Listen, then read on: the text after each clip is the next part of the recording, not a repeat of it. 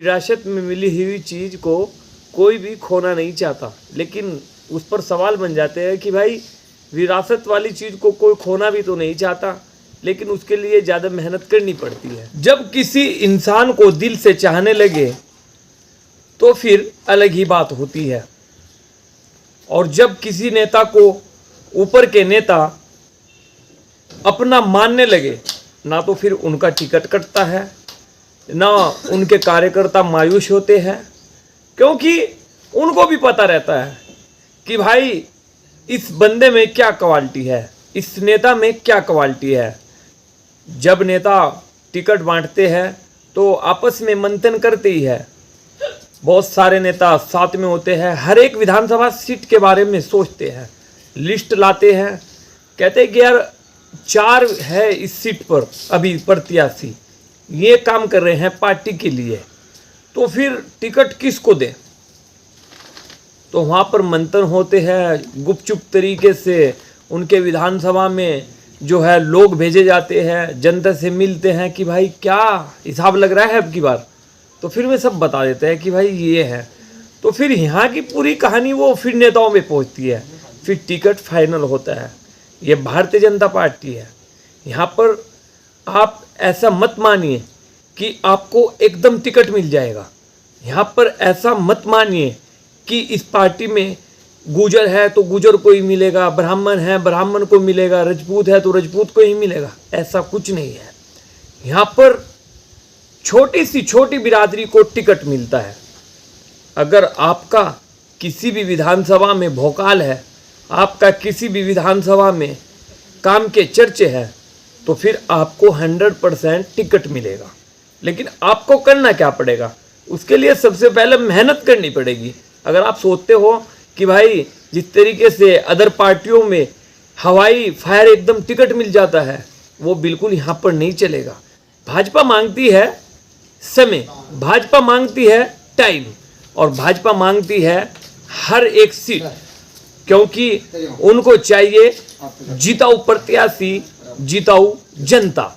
Actually में आज मैं उत्तर प्रदेश की नंबर 1 बेहट विधानसभा के बारे में बताऊंगा। आजकल एक युवा ने बड़ी चर्चा करा रखी है, आजकल बड़े सुर्खियों में है, क्योंकि 2024 के चुनाव में भी इस युवा चेहरे का बड़ा नाम चला, और 2027 का चुनाव आ रहा है, इसमें भी नाम बड़ा ज़बरदस्त चल रहा है।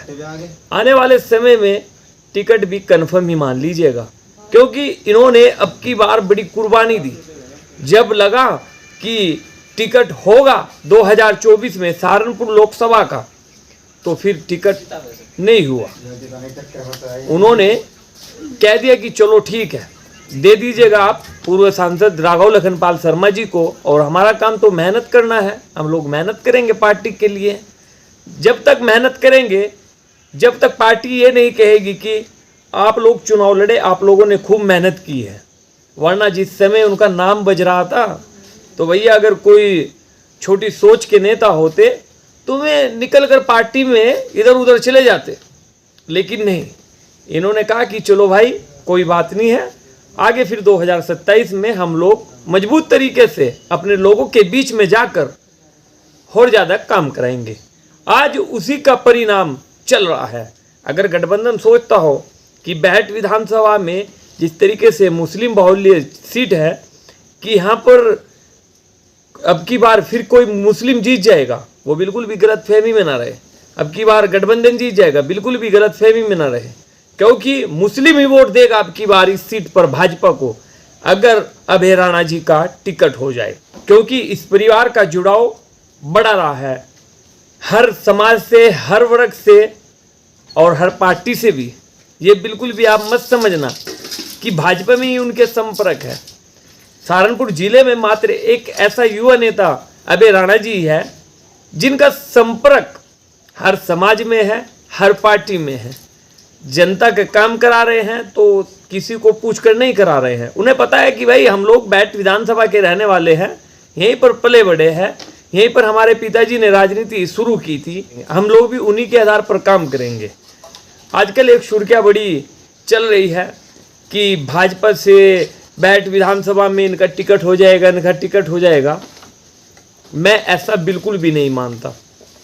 क्योंकि जिस आदमी ने अपनी पार्टी के लिए 2024 का चुनाव त्याग दिया हो, जिस आदमी ने अपनी पार्टी के नेताओं के कहने पर कह दिया हो कि चलो अगर हमारे से बेहतर राघव जी है उनको टिकट दे दे तो कोई दिक्कत नहीं है, अब आप कैसे मान लेंगे कि अभय राणा का टिकट नहीं होगा बैठ विधानसभा से 2027 में? भाजपा के पास विकल्प भी नहीं है।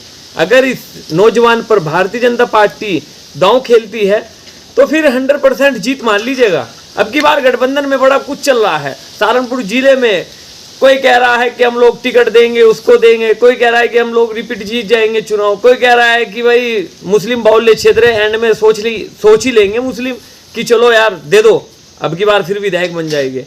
लेकिन अगर अभय राणा जी का टिकट भाजपा से आ गया तो सबसे ज़्यादा मुस्लिम वोट करेगा।